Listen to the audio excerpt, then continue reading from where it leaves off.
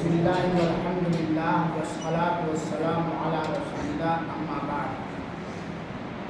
مرکز الخیر محبت مئو کاپوری لکھنؤ برانچ مدرسہ خیر العلوم دھوبریا گنج سنگھا نگر کے اندر 15 روز کے لیے طلباء کی تعلیمی چھٹی ہے، کلاس کی چھٹی ہے۔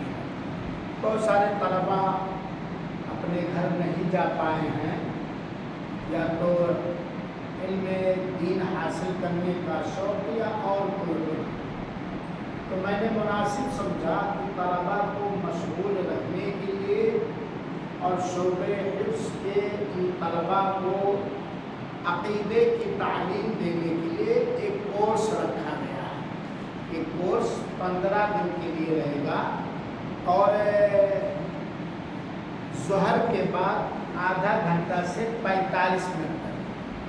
بھوک تو نہیں لگے گی آپ لوگوں کو، اور انشاءاللہ اس میں ایک کتاب پڑھائی جائے گی جو میری تیار کی ہوئی کتاب ہے، اس لیے الٹا رائج پر اسلامی عقیدہ کے چند اہم مسائل۔ میرے پیارے بچوں، اللہ تعالیٰ ہمیں اور آپ سبوں کو قول میں، فعل میں، ہر عمل میں اخلاص عطا کرتے ہوئے دین کا علم حاصل کرنے کا موقع دے، اور اللہ تعالیٰ ہم سبوں کو دنیا اور آخرت میں کامیابی سے ہمکنار کرے۔ اس کورس کے چند آداب آج پہلا دن اس لیے بتا دینا مناسب سمجھتا ہوں۔ پہلی بات تو حاضری ضروری ہے، اور جو بچہ حاضر رہے گا پرماننٹ، اعلان نہیں کروں گا ابھی، اس میں آزمانا بھی تو ہے نا، کون حاضر رہتا کون نہیں حاضر رہتا، تو اسے انعام دوں گا حاضری پر انشاءاللہ۔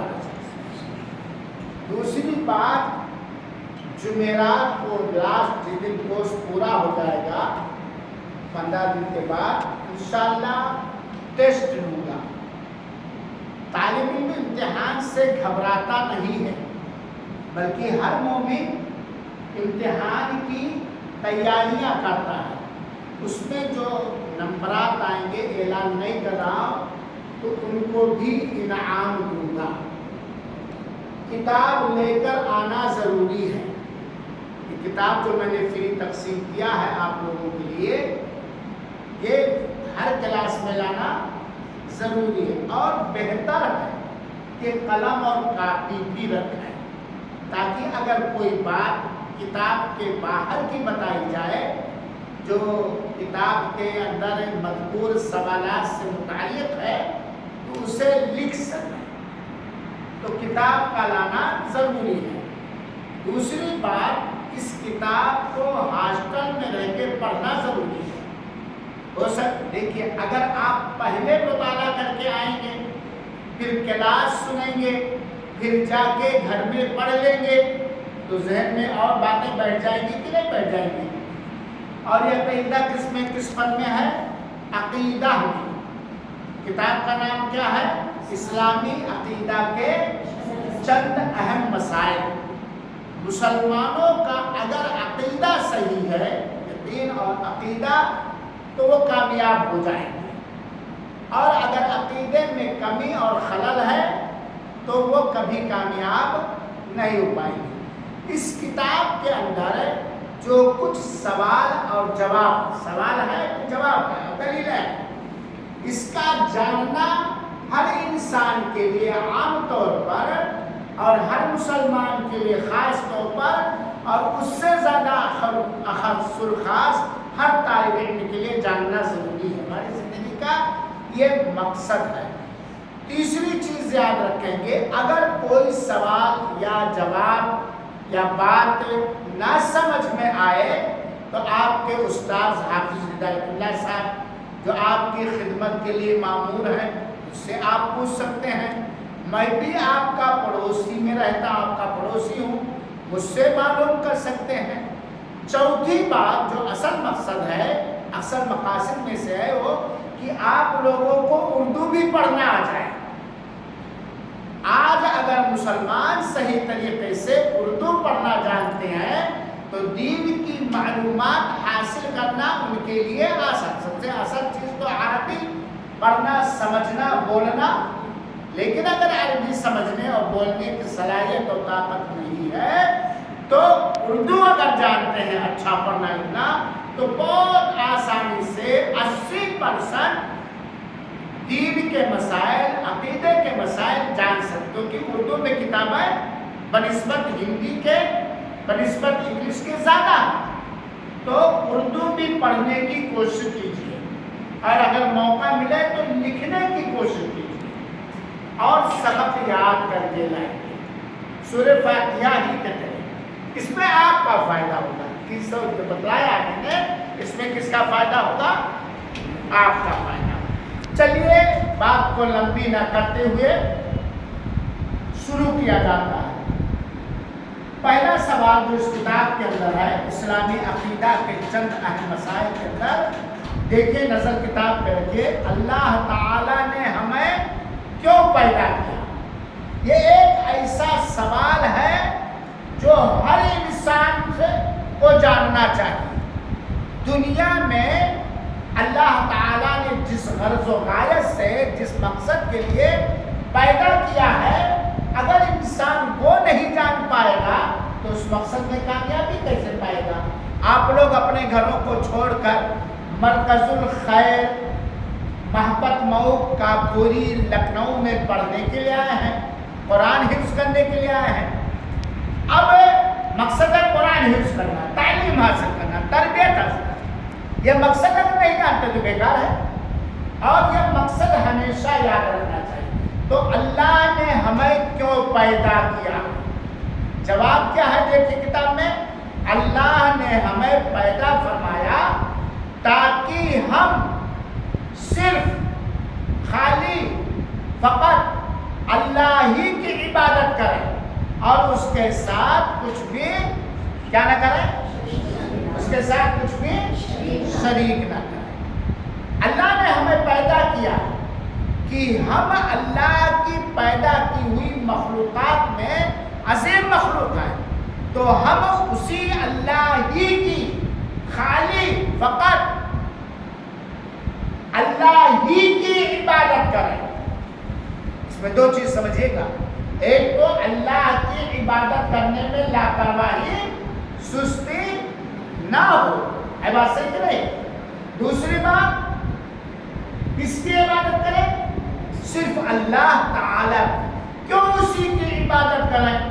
اللہ نے اپنے مخلوقات میں عظیم عظیم بڑے بڑے مخلوق پیدا کیا، نبیوں کو پیدا کیا، رسولوں کو پیدا کیا، ولیوں کو پیدا کیا، پیڑ پہاڑ پیدا کیا، مہان منش پیدا کیا، بڑے بڑے مخلوقات پیدا۔ اللہ ہی کی عبادت کیوں ہو، کوئی بتا سکتا ہے؟ کیونکہ اللہ ہمارا پیدا کرنے والا ہے، خالق ہے، مالک ہے، رازق ہے، ہماری موت اور زندگی کا وہی اللہ مالک ہے۔ اب یہ میرے بچوں آپ لوگ جان گئے کہ اللہ، اور دوسری چیز اللہ کے ساتھ اس کی عبادت میں، نوٹ کیجیے گا، کس میں؟ عبادت میں، اس کی ذات میں، اس کی خوبیوں میں، اس کے ناموں میں، اس کے طاقت قدرت میں، یعنی جو چیزیں اللہ تعالیٰ ہی سے متعلق، اللہ ہی کر سکتا ہے، اس کے ساتھ کسی کو حصہ دار نہ بنائے، بھاگیدار، شریک اور ساجھیدار نہ بنائے۔ یہ ہماری زندگی کا مقصد ہے۔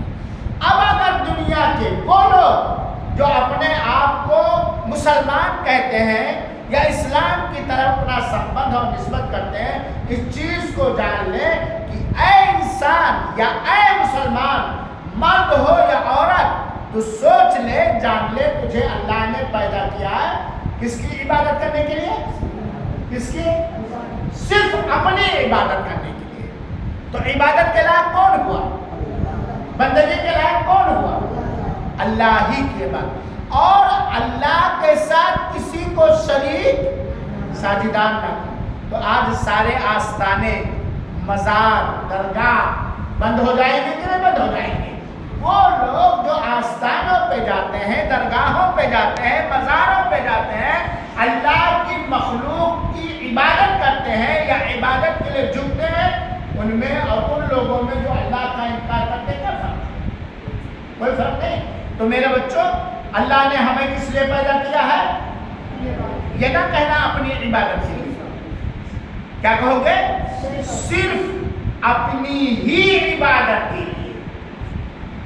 آپ جو اپنا گھر چھوڑ کے مدرسے کے اندر آؤ، صرف اللہ تعالیٰ کا کلام قرآن مجید حفظ کرنے کے لیے، گالی حفظ کرنے کے لیے نہیں، شیطانیت حفظ کرنے کے لیے. تو اللہ نے ہمیں کیوں پیدا کیا ہے؟ صرف اپنی ہی عبادت کے لیے، ہے نا؟ یہ اللہ نے پیدا. اور کس لیے؟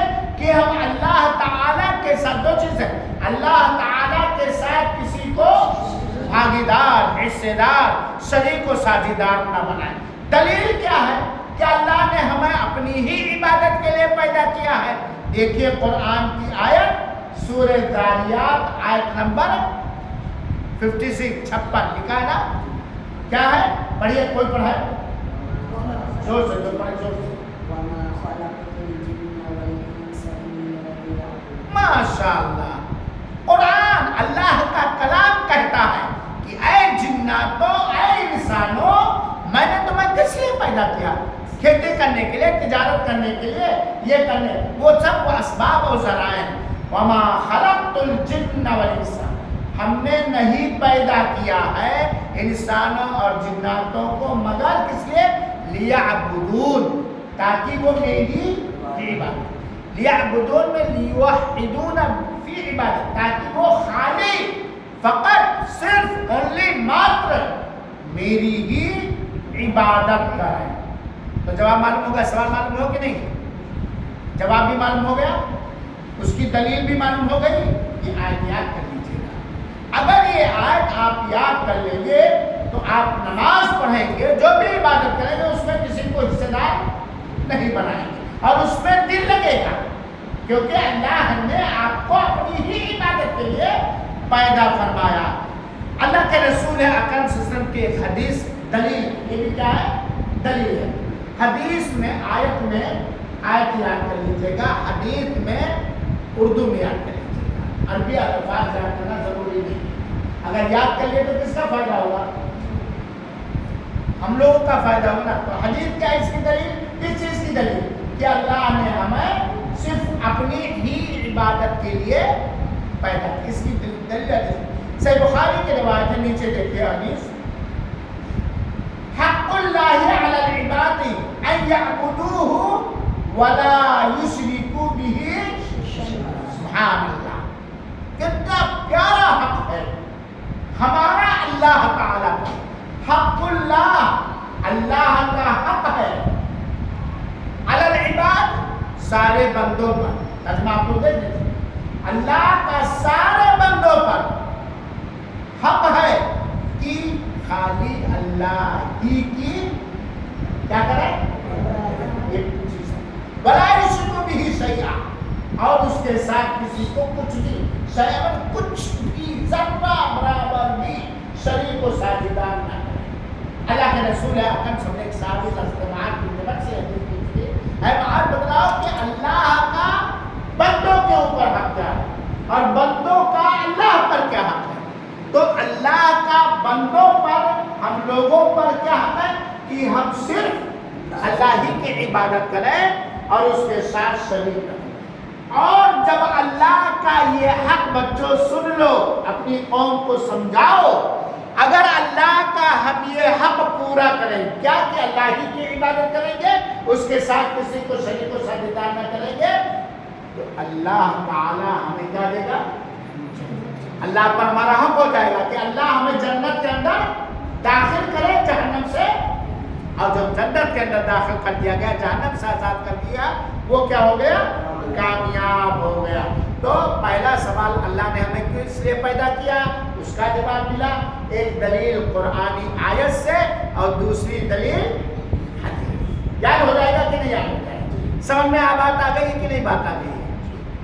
دوسرا سوال اس کتاب کا، جب اللہ نے ہمیں اپنی ہی عبادت کے لیے پیدا کیا ہے تو عبادت کسے کہتے ہیں یہ بھی جاننا ضروری ہے، کیونکہ بہت سارے لوگ عبادت کو لمیٹڈ کر دیتے ہیں، ایک چھوٹی سی شیشی میں بند کر دیتے ہیں، کیا نماز روزہ حج زکات صدقہ خیرات نہیں دکھا نہیں میرے اور بھی عبادت۔ آپ کا اس کلاس میں بیٹھ کر اخلاص نیت کے ساتھ عقیدے کی تعلیم حاصل کرنا عبادت ہے کہ نہیں ہے؟ عبادت ہے کہ نہیں عبادت؟ ثواب حاصل کرنے کے لیے کمرے میں جھاڑو لگا دینا عبادت ہے کہ نہیں عبادت ہے؟ ثواب حاصل کرنے کے لیے مسجد کے اندر نمازیوں کے آنے سے پہلے کولر چلا دینا تو عبادت کسے کہتے ہیں جان لو؟ کیا جواب لکھا ہوا ہے؟ عبادت ہر اس ظاہری اور باطنی قول و عمل کا جامع نام ہے جسے اللہ تعالی پسند فرمائے۔ اب اس کو سمجھ لیجیے، عبادت کہتے ہیں ہر وہ بات، ہر وہ عمل، چاہے وہ اوپر سے ہو یعنی جو دوسروں کے دیکھنے میں لگے، یا اندر سے۔ بہت سارا عمل دل کے اندر ہوتا کہ نہیں ہوتا، اور بہت سارا عمل اوپر سے ہوتا، ظاہری، جس کو ظاہر میں اوپری، جیسے نماز پڑھ رہے ہو اس میں باطنی بھی ہے اندرونی بھی ہے، اندرونی کی اخلاص ہو، خشوع اور خضوع ہو، اللہ کا ڈر ہو، ہے کہ نہیں ہے؟ اور ظاہری رکوع سجدہ قیام قعود وغیرہ ہے کہ نہیں ہے؟ تو ہر ظاہر عمل، چاہے اندر باطنی اندرونی دل کا عمل، ہر وہ بات، ہر وہ عمل جس سے اللہ تعالیٰ کیا ہو؟ راضی، جس عمل کو اللہ تعالیٰ کیا کرے؟ پسند فرمائے۔ آپ دل میں سوچ رہے ہیں کہ آج ہم تہجد پڑھیں، ایک طرح سے سمجھانے کے لیے، تو یہ اندرونی عمل ہوا نا، بھیتری عمل ہوا نا، سمجھ رہے ہو کہ نہیں؟ آ کے تہجد پڑھنے لگے تو اس میں بھیتری بھی تقویٰ، طہارت، اخلاص، خشوع اور خضوع ہے، اور اوپری بھی ہے۔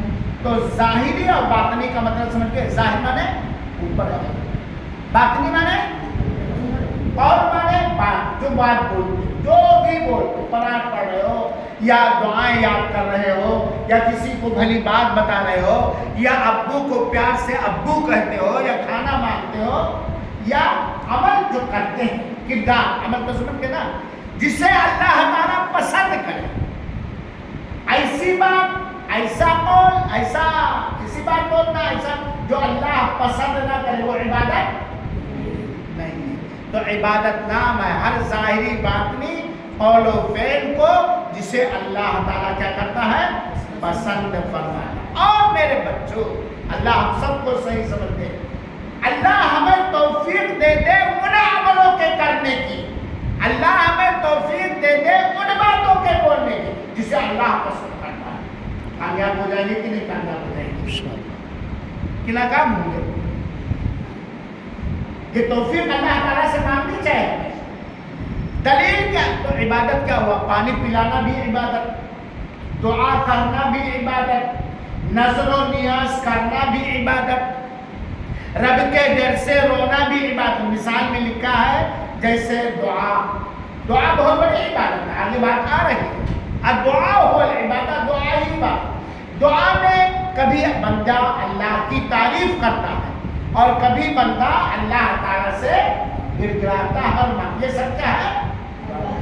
تو اب جب دعا عبادت ہے تو جس طرح اللہ کی تعریف ہونی چاہیے اس طرح تعریف ہم کسی کی نہیں کر سکتے، تو وہ عبادت۔ سمجھ میں آ رہے ہم سب؟ سمجھ میں آ رہے بیٹا؟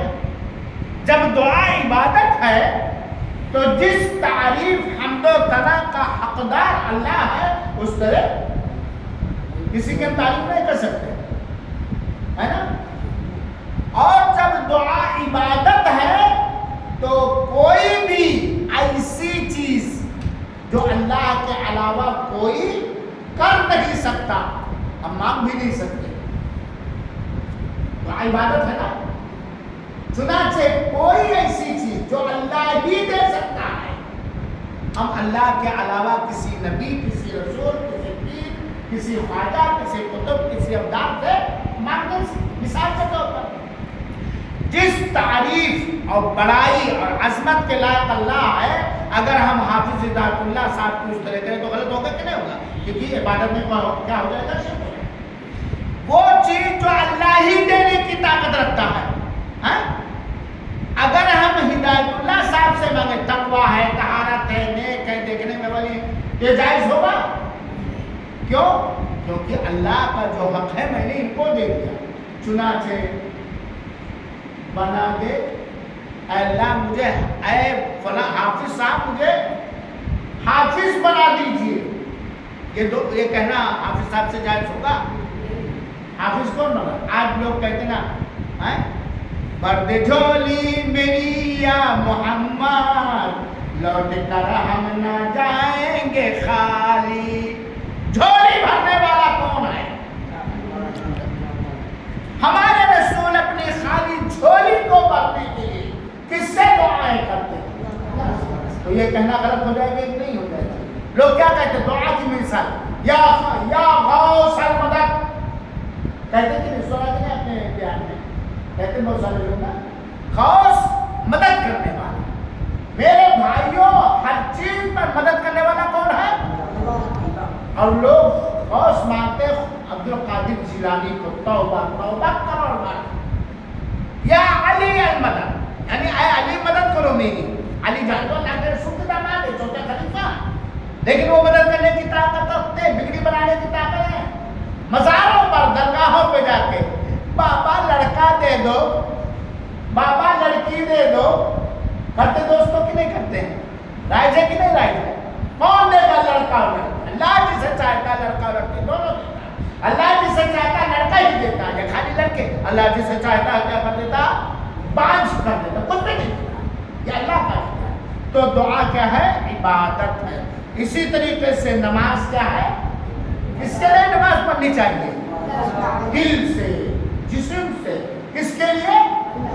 اللہ تعالی. اگر نماز ہم پڑھ رہے ہیں اس لیے کہ حافظ ہدایت اللہ صاحب، حافظ عبدالرحمن صاحب کہتے ہیں کہ تو مجھے شریف مانیں گے، شرک کریں گے نہیں، مجھے سنجیدہ مانیں گے. ہے کہ نہیں؟ غلط ہوگا کہ نہیں؟ جیسے نماز یہ صرف اللہ تعالی ہی کے لیے کی جائے. خشوع اور خضوع کی تعبیر تھا. خضوع مانے جھکنا، یعنی نماز جب پڑھیں مثال کے طور پر کوئی بھی، تو ایسی حرکتیں نہ کریں جس سے دل کا اطمینان ہو. خشوع ایک اللہ کا ڈر، اس طریقے سے کوئی بھی، خاص طور پہ نماز، کہ اللہ ہمیں دیکھ رہا ہے یا ہم اللہ کو دیکھ رہے ہیں. اور اسی طریقے سے صدقہ کرنا، خیرات کرنا، سلام کرنا، صفائی اختیار کرنا، کسی کو پانی پلانا، یہ سبھی عبادت ہے میرے بھائی. تو ہر وہ بات، ہر وہ عمل و کردار جس سے اللہ راضی ہو، پسند کرے، وہ کیا ہے؟ عبادت ہے. دلیل کیا ہے؟ سورہ انعام کی آیت نمبر 162. قل ان صلاتی و نسکی و محیای و مماتی للہ رب العالمین لا شریک لہ بذلک امرت وانا. قل مطلب ترجمہ آپ لوگ پڑھ لیجیے، پڑھ لیجیے کہ میں پڑھ لوں. آپ فرما دیجیے، کتاب دیکھیے، کہ یقیناً میری نماز، یعنی جو میں نے نماز ادا کی اور میری ساری عبادت ہے، ساری عبادت ہے. کسی مسلمان کو دیکھ کر مسلمانہ کی عبادت ہے. راستے سے کاٹا یا تکلیف دہ چیز کو ہٹانا بھی عبادت ہے کہ نہیں؟ سب سے افضل ایمان کا براج لا الہ الا اللہ ہے کہ نہیں؟ کسی بھوکے کو کھانا کھلانا عبادت، کسی کو دین کی تعلیم اللہ اخلاص دے دینا کیا ہے؟ عبادت ہے. اور دین کی تعلیم حاصل کرنا یہ بھی عبادت. میری ساری عبادت ہے. میرا مرنا اور میرا مارنے والا کون؟ جلانے والا کون؟ بیمار کرنے والا کون؟ شفا دینے والا کون؟ میرا مرنا اور میرا جینا یہ سب خالص اللہ کے لیے، یعنی خالی اکیلے اللہ تعالیٰ کے لیے ہے جو سارے جہان کا کیا ہے؟ نہ رام جی مالک ہے، نہ گڑیش جی مالک ہے، نہ خواجہ معین الدین چشتی مالک ہے، نہ عبد القادر جیلانی مالک ہے، نہ حجویری مالک ہے، نہ براؤ والے مالک ہے، اور نہ اجمیر والے مالک ہیں۔ سب کا مالک کون ہے؟ ہائے ہائے، وما قدر اللہ حق قدرہ، جس طرح اللہ کی قدر ہونی چاہیے لوگوں نے قدر نہیں کیا۔ مالک ہے نسکی کا مطلب جو سارے جہان کا مالک ہے۔ نسکی آج میں لکھا، اس کا مطلب ہے کہ قربت کے لیے، اللہ کی نزدیکی حاصل کرنے کے لیے، اللہ سے نکٹتم اور قریب ہونے کے لیے جانور وغیرہ ذبح کرنا، جیسے قربانی ہے، عقیقہ ہے، یا اور کوئی بھی جانور ہے، یہ کس کے لیے ہونا چاہیے؟ لیکن آج کہاں زیادہ جانور ذبح ہوتا ہے؟ بازاروں، آپ کے بہار میں بھی یہ ہے کہ نہیں ہے؟ درگاہوں کرتے لوگ کہ نہیں کرتے ہیں؟ بہت سے لوگ وہ بیچارے جان نہیں سک پاتے، ان کو ملا لوگ بتلائے ہوئے ہیں۔ تو میرے بھائیوں ساتھیوں، یہ عبادت کا مطلب آپ لوگوں کو مختصر انداز سے سمجھایا ہے۔ سمجھ میں بات آ گئی ہے؟ اس کی دلیل دوسری دیکھ لیجیے، اللہ کے رسول اکرم صلی اللہ علیہ وسلم نے ایک حدیث قدسی میں فرمایا، دیکھو پہلے جان لو حدیث کسے کہتے ہیں، جو اللہ کے رسول نے زبان سے فرمایا اور جو اللہ کے رسول نے کیا عمل، یا اللہ کے رسول موجود نہیں تھے کہیں، صحابہ نے عمل کیا، پھر آ کر کے اللہ کے رسول کے پاس بتلایا، اللہ کے رسول خاموش ہو یا تائید کیا، جس کو قول فعل جس کو حدیث کہتے ہیں۔ اور کسی صحیح حدیث کا انکار کرنے والا کافر ہو جائے گا۔ ایک ہے حدیث قدسی، جس میں حدیثوں میں کڑی در کڑی ہوتی ہے، اللہ کے رسول سے ابو ہریرہ سے فلاں یہاں تک ہے۔ حدیث قدسی جو اللہ کے رسول اللہ سے روایت کرے، جو اللہ کے رسول اکرم صلی اللہ علیہ وسلم کس سے روایت کرے؟ اللہ۔ حدیث قدسی میں اللہ تعالیٰ نے فرمایا، وما تقرب الی عبدی بشیء احب الی مما افترضته علیہ۔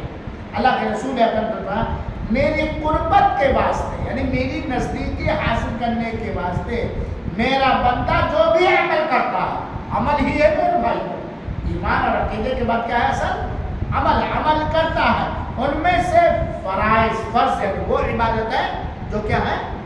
فرض ہے، مجھے سب سے زیادہ فرض عبادت ہے، نفل بھی پسند ہے، سنت بھی پسند ہے، مستحب بھی پسند ہے، لیکن سب سے زیادہ پسند کیا ہے؟ فرض چھوڑ کر کوئی نیک نہیں ہو سکتا۔ کوئی فرض عبادت جان بوجھ کر چھوڑے گا، نفل کرے، سنت کرے، مستحب کرے، وہ نیک ہوگا؟ نیک اللہ کی قربت حاصل کرنے کے لیے۔ چلیے تیسرا سوال آج کے اس کا، عبادت کی قسمیں سمجھ میں آ رہی بات بیٹا؟ سمجھ میں آ رہی نا؟ دل لگا کے پڑھو۔ چلو، عبادت کی قسمیں کون کون ہیں؟ یعنی عبادت کی کتنی قسمیں، کئی طرح کی عبادت ہے؟ بہت ساری۔ اس کا جواب سنو، عبادت کی بہت ساری قسمیں اور شکلیں، عبادت کی بہت ساری قسمیں اور شکلیں، اور یہ سوال اس لیے ہے تاکہ مسلمان خاص طور پر یہ بات جانیں کہ بہت ساری عبادت ہے اسے لوگ غیر اللہ کے نام، اللہ کے علاوہ کے نام کر دیتے ہیں، جو شرک ہو جاتا ہے۔ تو عبادت کی بہت ساری قسمیں اور شکلیں، جیسے دعا، میں نے سمجھایا دعا کیا ہے بندہ بیٹا؟ عبادت ہے نا۔ اور اللہ کا خوف، یہ باطنی چیز ہے، اللہ کا خوف یہ اندرونی، اللہ کا خوف اصل دل کے اندر ہوگا، اس کے کچھ اثرات اوپر، جیسے ابھی حافظ عبداللہ صاحب کو کلاس میں ڈنڈا لے کے کھڑے ہو تو کانپنے لگتا ہے، تو اصل دل کہاں پیدا ہونا؟ دل میں، پھر اس کے بعد اوپر اس کا۔ تو یہ خوف عبادت ہے۔ کس سے ڈرنا چاہیے؟ ڈرنے کے لائق صرف اللہ ہے نا۔ اور اللہ سے رجا و امید، امید کس سے رکھنی چاہیے؟ آشا کس سے؟ کس سے امید؟ ہم لوگ حافظ ہوں گے، امید ہے کہ نہیں؟ انشاءاللہ اللہ بنا۔ کس سے امید رکھنا چاہیے؟ حافظ سے، مرکز الخیر سے، عطا رحمت سعیدی سے۔ یہ ہمارے استاد ہو سکتے ہیں، لیکن کس سے امید رکھو گے؟ ہم نماز پڑھتے ہیں، قرآن حفظ کرتے ہیں، امید ہے کہ اللہ تعالیٰ قبول کرے گا، توفیق دے گا، تو امید وغیرہ. اسی طریقے سے توکل مانے جانتے ہیں نا، آگے لکھا ہو بھروسہ، نربھر ہونا ہے. کس پر توکل کرنا چاہیے؟ اللہ تعالیٰ ہی پر توکل. کس پر؟ اور جو اللہ تعالیٰ پر بھروسہ کرتا ہے وہ دیکھو اس کو ادھر ادھر تاکتا ہے. اور اس کیا پریشانی ہے؟ خالی جسم سے حاصل ہے. بھوک لگی ہے، بھوک لگی تو جاؤ کھانا کھاؤ، جاؤ کھا کے سو جاؤ. کلاس غور سے اپنے آپ کو دھوکہ نہ دو بیٹا، یا اپنے ابا اماں کو دھوکہ نہیں دے رہے، اپنے آپ کو دھوکہ دے رہے. یہ غلط کہہ رہا ہوں. زندگی تمہارے برباد ہو گئی، لہ جاؤ گے زندگی بھر ماں باپوں کے لپنگوں میں سے. کلاس کو غور سے توکل بھروسہ.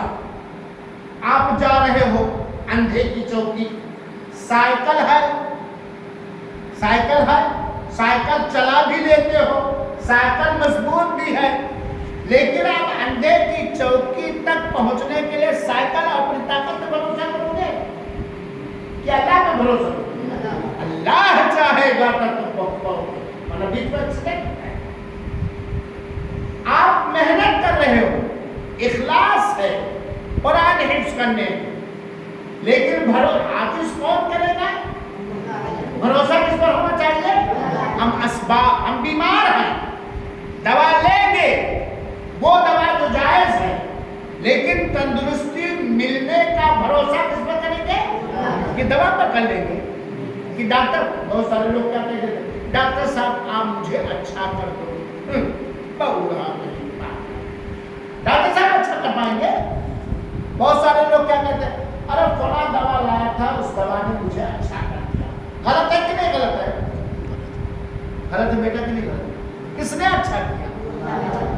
اسباب، ذریعہ، سادھن ہم تلاش کریں گے.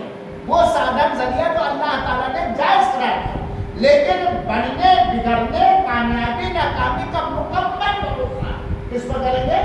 اور اللہ تعالیٰ نے خوشخبری سنائی ہے، اللہ کے رسول نے خوشخبری سنائی ہے، وَمَنْ يَتَوَكَّلْ عَلَى اللَّهِ فَهُوَ حَسْبُهُ. جو اللہ تعالیٰ ہی پر بھروسہ کرے گا اور کسی پر نہیں. ہر طرح کا بھروسہ کس پر کرے گا؟ ظاہری اسباب کو استعمال کر کے، تو اللہ اس کے لیے کافی. صبح شام کی دعاؤں میں آپ لوگوں نے اس طرح کی بات یاد کی ہے کہ نہیں یاد کی؟ جو ساتھ پڑھنا پڑا حسبی اللہ لا ماشاء اللہ، حسبی اللہ لا، میرے لیے اللہ کافی ہے، جس کے علاوہ کوئی عبادت کے لائق نہیں. تو یہ توکل بھی کیا ہے؟ عبادت ہے. رغبت اور رہبت کی نام ہے. رغبت بنے شوق، رہبت بنے خوف، یہ سب کس کی عبادت ہے. قربانی، نذر و نیاز عبادت ہے کہ نہیں عبادت ہے؟ اب قربانی کسی اور کی قربت اور نزدیکی حاصل کرنے کے لیے کرنا جائز ہوتا ہے؟ نذر و نیاز کسی ولی، پیر، پیغمبر، سایہ تک کہ ابو بکر کے نام نذر و نیاز، اللہ کے رسول کے نام نذر و نیاز نہیں کر سکتے میرے بھائی، کیونکہ نظر اور نیاز جو کیا جاتا ہے وہ کیا ہے؟ عبادت ہے. تو عبادت کا حقدار کون ہے؟ اس نے دو آنکھ بنائی، دکان بنایا ہے، یہ ہاتھ بنایا ہے، جو روزی کا مالک ہے، جو موت اور حیات کا مالک ہے. نظر و نیاز بھی، رکوع اور سجدے کیا ہے؟ عبادت. اب کھیل رہے تھے، حافظ ہدایت اللہ صاحب پہنچے، ہم رکوع میں چلے گئے، سجدے میں چلے گئے، ان کو دکھانے کے لیے کہ تاکہ جانے ہم استاد محترم ہم نماز پڑھیں. یہ صحیح ہوگا؟ کس کے لیے اور کس کے حکم سے؟ کس کے لیے؟ ذرا سنیے گا، کس کے لیے اور کس کے حکم سے، اور کہاں رکوع کرو گے؟ جہاں اللہ نے اجازت دی ہے، اللہ ہی کی دی ہے کہ نہیں؟ سجدہ عبادت ہے. جہاں اللہ نے سجدہ کرنے کا حکم دیا وہاں ہم سجدہ کریں گے، اور اللہ ہی کی قربت و نزدیکی حاصل کرنے کے لیے کریں گے، اور اسی طرح سجدہ کریں گے جس طرح اللہ تعالیٰ نے اپنے نبی کے ذریعے بتایا. اب جا کے قبر پر رکوع کرو، جھکو، سجدہ کرو، صحیح ہوگا؟ ارے اللہ کے رسول کے قبر پر بھی رکوع و سجدہ کرنا بڑا گناہ ہوگا، دین سے باہر کر دینے والا گناہ ہوگا۔ رکوع اور سجدے سب کا طواف، اللہ تعالیٰ آپ سب کو خانہ کعبہ کے طواف اخلاص نیت کے ساتھ خانہ کعبہ کا طواف کرنے کی توفیق عطا فرمائے۔ آمین۔ اتنا بہترین عالم اور اتنا بہترین اللہ کے راہ میں خرچ کرنے والا مالدار مومن بنا دے کہ آپ لوگ خانہ کعبہ کا طواف کریں۔ مسجد نبی پہلی بات طواف کیا ہے؟ عبادت۔ طواف کیا ہے؟ تو طواف کہاں کیا جائے گا؟ اللہ کے گھر خانہ کعبہ کا، کیونکہ اللہ نے اس کو طواف کرنے کے لیے جانا اور نبی کے طریقے کو۔ اب جا کے کوئی قبر کا طواف کرے، قبر کا پھیرا گھومے، مورتی کے پھیرا گھومے طواف کرے تو یہ کیا ہو جائے گا؟ شرک ہو جائے گا، عبادت یہ نہیں ہوگی۔ طواف میں 7 چکر لگایا جاتا ہے، حجر اسود سے شروع کر کے حجر اسود 7 چکر لگایا جاتا ہے۔ اللہ کے ساتھ کسی کو شریک کرنے سے روکنا، یہ بھی کیا ہے؟ امر بالمعروف، بھلائی کا حکم دینا، برائی سے روکنا۔ میرے بھائیوں، یہ عبادت کی اس کے علاوہ بہت ساری قسمیں ہیں۔ اللہ تعالیٰ نے فرمایا وَلَقَدْ بَعَثْنَا فِي كُلِّ أُمَّةٍ رَسُولًا، کتاب دیکھو، أَنِ اعْبُدُوا اللَّهَ وَاجْتَنِبُوا الطَّاغُوتَ۔ ترجمہ دیکھ لینا کہیں ہو رہا ہے۔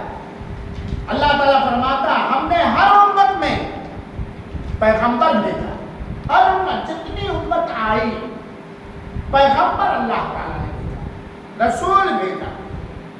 سارے رسولوں کو کیا پیغام دے کر کے بھیجا؟ أَنِ اعْبُدُوا اللَّهَ، کہ اللہ ہی کی عبادت کرو۔ آدم سے لے کر کے آخری پیغمبر کا نام کیا ہے؟ جتنے بھی 1,24,000 یا اس سے زیادہ اس سے کم جن کا نام ہے نام کے ساتھ ایمان نہیں، اللہ کے سارے لوگوں کو رسول ہر قوم نے بھیجا۔ پیغام کیا تھا؟ میسج کیا تھا؟ أَنِ اعْبُدُوا اللَّهَ، اے ہمارے سارے رسولوں اپنے اپنے دور میں اپنے اپنے قوم میں اس لیے بھیجے گئے ہو، کس چیز کی دعوت دو؟ اللہ ہی کی دعوت، جس کے لیے اللہ تعالیٰ نے ہمیں آپ کو وَاجْتَنِبُوا الطَّاغُوتَ، اور طاغوت سے بچو۔ کتاب میں پڑھ لینا، طاغوت کہا جاتا ہے جس کی عبادت کی جائے اور وہ اس سے راضی ہوتی ہے طاغوت، اور اگر کسی ولی کی عبادت ہو تو بھی طاغوت ہوتا ہے۔ وَاجْتَنِبُوا الطَّاغُوتَ، اور طاغوت سے بچو۔